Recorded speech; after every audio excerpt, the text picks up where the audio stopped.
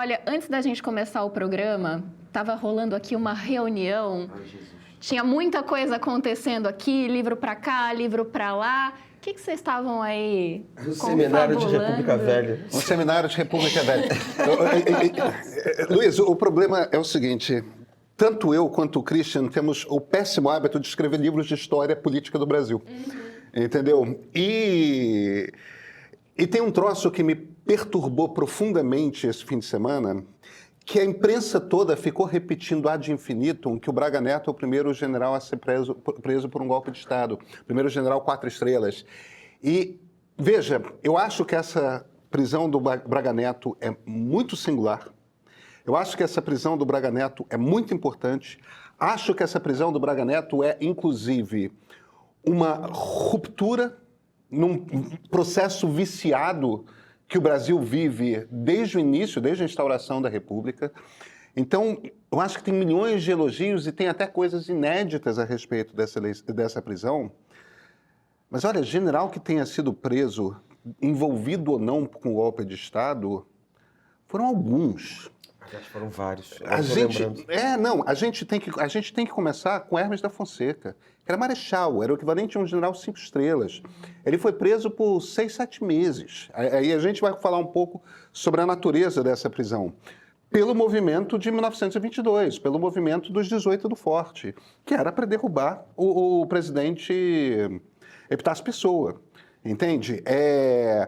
Juarez Távora e Alcides Etchegóin foram presos em 1955, no contragolpe do Marechal Lott. Quer dizer, eles tentaram dar o golpe, houve o contragolpe e esses 2 generais foram presos. O Lott foi preso em 1964 por resistir ao golpe de 1964. O Lott, inclusive, tem uma história trágica com isso, porque embora o cara fosse um marechal, que é a posição mais alta que você possa chegar no exército, ele teve uma neta que foi barbaramente torturada durante o governo Médici e depois foi assassinada. Foi assassinada numa circunstância estranhíssima, que a neta do Lott foi assassinada pelo motorista. Na época diziam que tinha sido um crime passional, como se o motorista tivesse um caso... Mas tudo indica, o rastro, o cheiro da coisa, é que ela foi assassinada por ordem dos militares mesmo, porque pouco tempo antes ela tinha sido presa, barbaramente torturada, e foi uma das vítimas de tortura que denunciou a existência de tortura no Brasil. O Lott morreu no iniciozinho dos anos 80, nos estertores da ditadura, e ele foi enterrado sem honras militares. O cara era marechal. Não, eu acabei de lembrar de uma outra ocasião muito anterior a todas essas, em que você teve 13 generais, na verdade, alguns deles eram almirantes, era vice-almirantes, Não, no começo da República. Não sei se você lembra do manifesto dos 13 generais contra o Marechal Floriano Peixoto. Que termina com aquela vasta execução em Florianópolis. Não, isso foi outra coisa, que aconteceu o seguinte... Que teve um marechal que foi executado em Florianópolis. Ali eu não sei, ali... Que era Nossa Senhora do Desterro ainda, né? Isso, era o Barão de Cerro Azul, eu sei que foi. Mas assim, isso foi uma coisa interessante porque essa confusão toda começa, evidentemente, com essas questões militares no final do Exército, no final do Império. O que está acontecendo no final do Império? Disse que o imperador está ficando doente e os militares, eles tinham crescido e aparecido na Guerra do Paraguai. Quando acaba, por orçamento, o país vai quase todo para o exército, você organiza a burocracia do exército, esse negócio todo. Acabou a guerra, você começa a tentar poupar um dinheirinho, né, com aquela despesa toda que a guerra acabou. E aí eles que tinham crescido e aparecido começaram a se negar a entrar no ajuste fiscal da época. E aí, que novidade!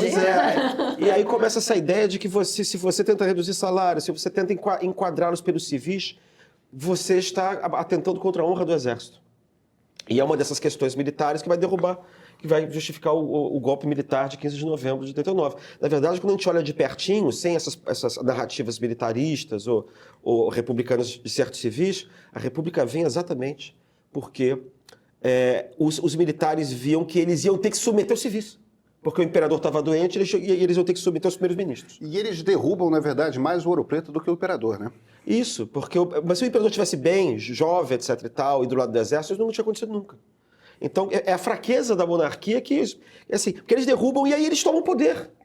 E aí eles ficam acima dos civis. É sempre o problema dos casacas, como eles falavam na época. Então você vai ter a ditadura militar do Deodoro da Fonseca, vai ter um hiato ali, mais um pseudo-constitucional, aí ele vai renunciar no final de 1891, entra o Marechal Floriano. É aí que vem o negócio dos 13 generais.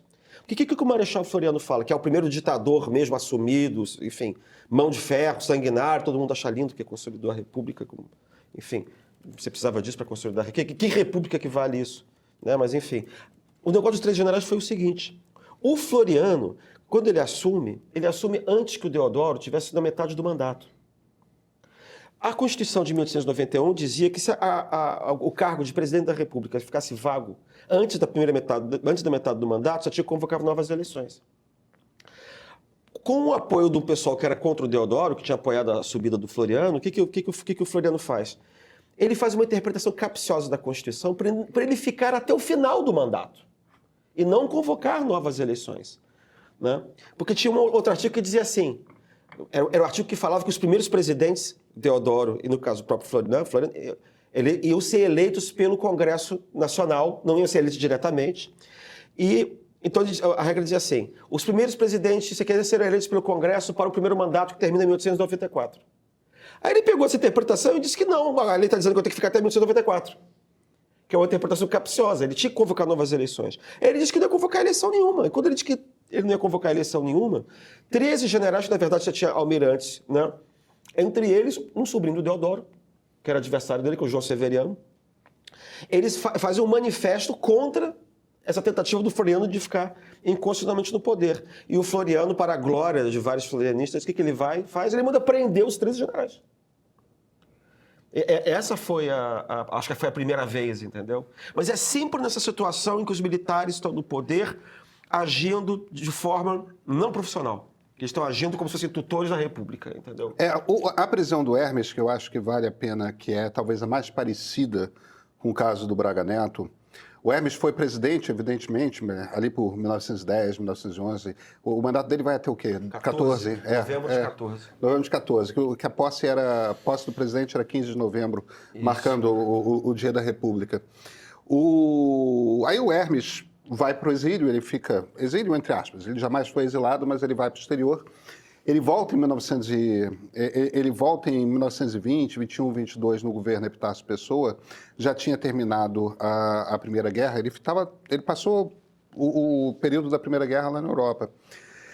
E existe, o Hermes era, a essa altura, o militar com mais medalhinha, curso, etc. Em termos de patente, se não me engano, o Hermes da Fonseca é o militar que teve a patente mais alta na história do Exército Brasileiro. E era o único que tinha sido presidente que estava vivo. Quer dizer, tinha sido marechal, general, então ele tinha esse aplauso todo. Isso. Ele teve esse cargo honorífico, que era presidente do Clube Militar, que é o momento que o Clube Militar se torna particularmente importante na história da República. Desde então, general aposentado no Clube Militar forçando uma barra para um golpezinho virou comum, né? Mas mais ou menos, porque no Império, você tem que lembrar que o Deodoro que criou o Clube Militar e era da presidente do Clube Militar que ele fazia as deodoradas dele que vão dar no golpe. Depois eu acho que dá uma sumida, é verdade. Dá uma sumida durante a República e tal, e o Hermes traz isso de volta. Eles apoiam a candidatura que é derrotada, né? O Hermes é um dos que apoia a candidatura que é derrotada. E é uma aliança engraçada e curiosa, né? A gente não precisa sempre ficar entrando em detalhe de política dos anos 20, mas é uma aliança entre o Hermes, o Rui e o Nilo Peçanha, que não eram figuras que se bicavam. Na verdade, inclusive, o Rui e o Hermes eram bastante opostos um ao outro, né? Mas eles estavam vendo um processo de decadência da Primeira República e estavam tentando salvar ali daquela coisa de mineiros paulistas. O fato é o seguinte, o Hermes não lidera o levante de 1922. O levante de 1922 é o que inaugura o tenentismo. Não é ele que lidera aquilo. Quem lidera, de fato, são tenentes. De fato, é a primeira turma profissionalmente formada pelo Exército Brasileiro. Os grandes expoentes são Luiz Carlos Prestes, Eduardo Gomes, Antônio Siqueira Campos, tal. Esses eram os três grandes caras. Aí, em 24, pinta o Juarez Távora. Vão pintando uns outros caras que são os líderes tenentes. Alcides Etchegóin, avô do general Sérgio Etchegóin, que foi ministro do presidente Michel Temer. Você tem essas várias figuras ali que são da nobiliarquia militar, por assim dizer. O Hermes não comanda, mas o comandante no Forte de Copacabana é o capitão Euclides Hermes da Fonseca, filho do Hermes, que é preso em 22, e o Hermes, quando os meninos fazem o levante para derrubar o governo Epitácio Pessoa, eles não se opõem, na verdade, ao Epitácio, eles se opõem ao cara que tinha sido eleito para suceder o Epitácio numa eleição fraudulenta, como todas as eleições eram fraudulentas, né, Christian? E... Tinha algumas que eram mais concorridas que as outras. Então foram 3. Isso é interessante porque é aí que dá confusão, porque você tem uma crise do sistema oligárquico. Isso. Aí a primeira foi a eleição do Hermes contra o Rui, em 1910, e a segunda, que foi o Rui pior teve 40%, ainda. né? Uma coisa assim, 35%, 40%. Ele teve uma votação alta. Teve, mas era assim, cada estado roubava para si próprio. Então, roubaram São Paulo e da Bahia para ele, o resto do Brasil roubaram para o Hermes.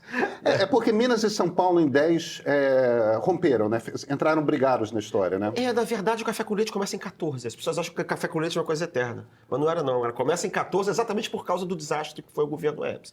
O problema é que você começa a ter uma crise oligárquica, e essa eleição de 22 Sim, mas São a Paulo mais e terrível Minas, de mas o meu todas. ponto é, São Paulo e Minas estavam rompidos em 10. Mas estavam juntas em 22. Isso. Não, estão totalmente juntas. Então, eles começam em 14. Para sim, apoiar o Venceslau sim. Braz Sim. e o Delfim Moreira. O fato é, o Hermes era o inspirador da Revolta de 22. E a Revolta de 22 não foi só o levante do Forte de Copacabana, que tem os 18 do Forte, que é aquela coisa meio mítica e tudo mais. Minas Gerais se levantou, pelotões por todo o Brasil se levantaram. E no Rio, a revolta foi no Realengo, que é onde tinha o principal forte, foi em Copacabana, foi no Forte do Leme, era levante que não acabava mais. Os generais se reuniram no Ministério da Guerra e ficaram a madrugada inteira ali, do 5 de julho para o 6 de julho, trabalhando para... Onde que está revoltando? Onde que está revoltando? Era levante que não acabava mais. Por quê? É bom lembrar, repetir o que você já falou, porque não queriam aceitar o resultado das eleições do ano anterior, não queriam aceitar o novo presidente. Não queriam, os militares não queriam. Quer dizer, uma situação análoga, né? Que a gente viu agora. É isso mesmo. Aí, o presidente, o Epitácio Pessoa, que não era mau sujeito, tá? Eu não acho que ele era mau sujeito, eu não sei qual é a sua impressão dele, mas eu acho que era um presidente morno. Nada espetacular, mas também... Ele tinha entrado porque o Venceslau Braz morreu, né? Não, o Rodrigues Alves. O Rodrigues Alves foi eleito, morreu, todo mundo foi pro Rui, que era o último daqueles caras que estava vivo. Aí o Rui disse que só ia se mudasse a Constituição, aí ele não foi, e aí pegaram o Epitácio para ir no lugar dele. Isso. Que foi o único nordestino que assumiu a presidência exatamente para tampar o buraco. Isso. E ia ser controlado por Minas e São Paulo também era conveniente. Isso. Mas ele era um cara culto. Ele foi um sujeito, cara... Ele foi ministro supremo. Ele foi ministro supremo, ele foi senador da República, ele foi presidente da República, ele foi deputado constituinte. Era um sujeito conservador, mas um sujeito de muita cultura. E ele falava, em termos jurídicos, do Rui para igual. Eles tiveram polêmica quando ele era presidente da República. E só o Rio de Janeiro que fez a crueldade de fazer com que Epitácio Pessoa e Borges Medeiros se encontrassem pelo resto da vida, né? Porque eram inimigos políticos terríveis. E quem não está entendendo a piada é que no meio da zona sul do Rio existe a Lagoa Rodrigo de Freitas, que de um lado é a Avenida Borges Medeiros e da outra é a Avenida Epitácio Pessoa. Mas isso posto, o Epitácio declara estado de sítio, o que era perfeitamente razoável. Veja, Luísa, o Forte de Copacabana... Rui votou pelo estado de sítio. Sim, o Rui era legalista, sempre. O Forte de Copacabana, você já foi lá dentro? Já. Tem aquele canhão que numa cúpula rotativa, não tem? Aquela cúpula, ela roda na direção do continente também. Em 5 de julho, 6 de julho de 1922, o capitão Euclides Hermes foi preso, então o segundo tenente Antônio Sequeira Campos, que era o número 2 do Forte, assumiu o comando do Forte, voltou o canhão para a cidade do Rio de Janeiro e começou a fazer cálculo ali. Na época tinha que fazer cálculo, né? Trigonometria, quantidade de pólvora, peso de bala, isso e aquilo. Voltou, apontou para o Ministério da Guerra e apontou para o Palácio do Catete e começou a disparar balas de canhão contra a cidade do Rio de Janeiro. Um pedaço do Ministério da Guerra, que ainda fica na atual Avenida Presidente Vargas... E hoje o que é? Aquele Ministério da Guerra, que ainda está lá, o Palácio Duque de Caxias, uma ala inteira daquele troço foi abaixo por conta de tiro de canhão do Palácio, que era o Ministério da Guerra. Um cortiço que ficava imediatamente atrás do Ministério da Guerra foi totalmente destruído durante a madrugada, morreu todo mundo que estava dormindo lá. E 2 casas atrás do Palácio do Catete, que era o atual, o que hoje é o Palácio do Planalto, o Palácio do Catete, 2 casas atrás do Palácio do Catete, na Rua do Catete, foram postas abaixo, 2 casas geminadas. Os caras atiraram contra a cidade do Rio de Janeiro para matar o presidente da República, para matar o ministro da Guerra. E o ministro da Guerra era civil, né? Eu já vou lembrar o nome dele, é um historiador. Mas eu acho que ele foi antes, é o Pandiá Calógeras. O Pandiá Calógeras, não, com certeza. Mas eu li que era o Setembrino de Carvalho. Não, esse era o comandante do Exército, eu acho. O Pandiá Calógeras era ministro da Guerra, não tinha ministro da Defesa, era ministro da Guerra e ministro da Marinha só. Que tinha. Eu acho que era o Pandiá Calógeras. Mas, bem. Enfim, não importa. O ponto fundamental é, quando o Epitácio declara estado de sítio, o presidente da República passa a ter poderes de poder dar ordem de prisão para quem ele quisesse, no momento que ele quisesse. E ele dá ordem de prisão para o Marechal Hermes. Então, o Marechal Hermes, com todas as suas 5 estrelas, vai ser preso. Ele é preso em condições muito agradáveis, tem uma cela bacana num navio da Marinha do Brasil. Antes na Praia Vermelha, depois no navio da Marinha do Brasil, mas ele fica 7 meses preso. E ele é liberado depois por um pedido de habeas corpus no Supremo Tribunal Federal, e um pedido de habeas corpus bastante razoável. Ele não tinha sido julgado por nada, nenhum tribunal deu ordem de prisão para ele, ele não foi preso por ordem da Justiça, ele foi preso por uma ordem do presidente da República, que de fato tinha esse poder para dar essa ordem, porque havia o estado de sítio, e o estado de sítio era bastante razoável, um bando de milicos se levantou para derrubar o Congresso aprovou o estado de sítio. Pois é, como você disse, o voto do Rui, que era senador nessa altura. Né? O que deve ter acontecido é que o estado de sítio deve ter sido suspenso na virada ali do governo Hermes para o governo Arthur Bernardes. E aí, nesse meio tempo, porque o que acontece? O Bernardes mantém o estado de sítio por todo o governo dele. Mas eu acho que tem um hiato, que não foi o tempo inteiro, foi assim, tem uns hiatos. Por que acontece? Porque quando acaba o estado de sítio, você não pode manter presas as pessoas que foram presas durante o estado de sítio. Porque a justiça tem que começar a funcionar. A não ser que você prove que a prisão executada durante o sítio foi arbitrária dentro das regras do estado de sítio. Agora, se você acaba com o estado de sítio... Esse era um dos problemas do Fernando Peixoto. Porque ele fazia assim, o estado de sítio durou 3 dias. Mas ele não soltava ninguém que ele tinha prendido. Então a jurisprudência mandava dizer o seguinte, olha, digamos, o judiciário pode apreciar o habeas corpus depois que acaba o estado de sítio. Não, mas o Arthur Bernardes assume sob estado de sítio e a imprensa criticava pra cacete que nunca um presidente tinha assumido sob estado de sítio. Mas eu não me recordo se o sítio do Epitácio vai direto até o Bernardes e continua, entendeu? É que o Epitácio instaura estado de sítio em julho e em 15 de novembro ele entrega o governo pro sucessor. Então a coisa, o Arthur Bernardes, ele inclusive é tido, eu acho que ele é talvez o presidente eleito mais autoritário da história do Brasil. Era um cara horroroso. Civil. Civil eleito. Porque tem Floriano, né? Que era militar, que foi horroroso também. Mas o Floriano jamais foi eleito. Não, ele foi eleito pelo Congresso. Não, também. Ele foi eleito pelo Congresso. Não vale. Indiretamente. Não vale. Presidente eleito pelo povo, por maiores que fossem as... Por 1% do povo. Sim. Era quanto se votava naquele tempo. Sim, mas sejamos justos, as democracias eram oligárquicas no mundo todo. Tudo bem. Aliás, o problema que dava essa confusão toda do exército querer reaparecer era exatamente a tese de que a república era oligárquica, porque votava pouca gente, que as eleições eram fraudadas, e já estava tendo uma pressão de uma classe média que estava querendo aparecer, participar do regime, que ela não participava, e o campeão desse pessoal era o Rui. De alguma maneira, a aproximação que vai ter desse pessoal ali era exatamente a ideia de que o regime, o sistema político tinha se fechado em copas, estava virando um regime muito oligárquico, estava reprimindo todo mundo para para não democratizar de jeito nenhum. Aí apareceram os civis liberais que queriam democratizar o sistema e apareceram os militares que queriam voltar aos bons tempos do golpe de 89 para militarizar o sistema.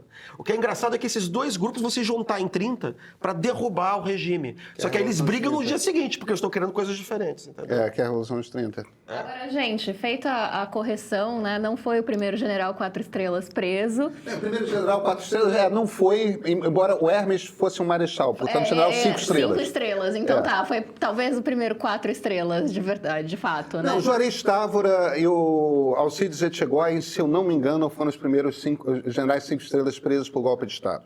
Eles foram presos em 1955. Ficaram 2, 3 dias na cadeia por ordens do Marechal Lott. Henrique Teixeira Lott.